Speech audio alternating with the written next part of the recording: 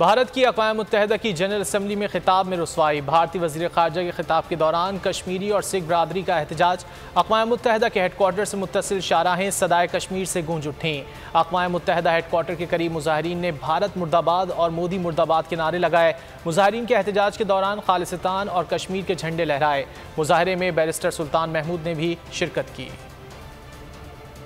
जब अल्लाह ताला सब तुमसे वो छीन ले जिस पर तुम इतराज आज़ाद चाहिए, क्योंकि हम इंडिया के साथ नहीं रहना चाहते और हमें चाहिए कि हमारा अपना कश्मीर आज़ाद। इंटरनेशनल मीडिया पर बोल छा गया। बोल बना हक और सच की आवाज। पाकिस्तान में बोल न्यूज को बंद क्यों किया जा रहा है? इंटरनेशनल मीडिया समेत अमरीकी काउंसिल ऑफ फॉरेन रिलेशन समेत हर प्लेटफॉर्म पर बोल न्यूज के चर्चे। बोल न्यूज की हक और सच की आवाज बंद करने पर सवालात उठाए जाने लगे। सबसे ज्यादा व्यूज, सबसे ज्यादा रील्स और सबसे ज्यादा रेटिंग के साथ बोल अब भी नंबर 1 पोजीशन पर बरकरार।